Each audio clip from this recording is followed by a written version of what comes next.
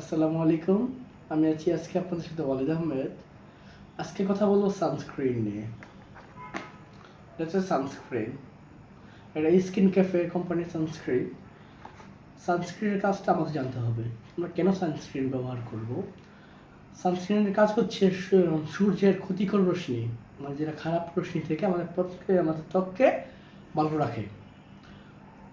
সূর্যের এই খারাপ রশ্মিটা কী কাজ, মানে ওটার ক্ষতিটা কী? আমাদের অনেকের অ্যালার্জির সমস্যা রয়েছে, শরীর লাল হয়ে যায়, ফুলে যায়। অনেকের রোদের মধ্যে গেলে শরীর কালো হয়ে যায়। এই সানস্ক্রিনটা ব্যবহার করার মাধ্যমে আমাদের এই সমস্যাটা থেকে আমরা মুক্তি পাই।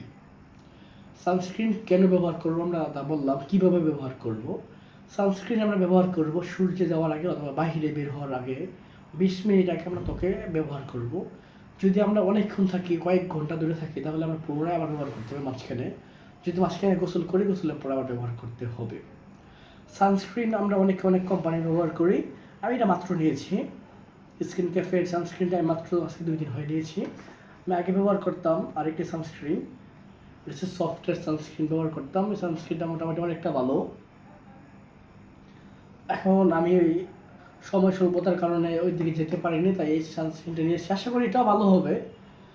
যে কোম্পানির সানস্ক্রিন ব্যবহার করেন কোনো সমস্যা নেই, কিন্তু সানস্ক্রিন ব্যবহারের নিয়মটা জানতে হবে এবং কেন ব্যবহার করবেন এটা জানতে হবে। যদি আমরা ঠিকঠাক মতো ব্যবহার করি, তাহলে আমাদের সেই যে সূর্যের খারাপ রশ্মি থেকে আমরা নিজেকে সেভ করতে পারবো। আশা করি সবাই সানস্ক্রিন ব্যবহার করবেন। ধন্যবাদ।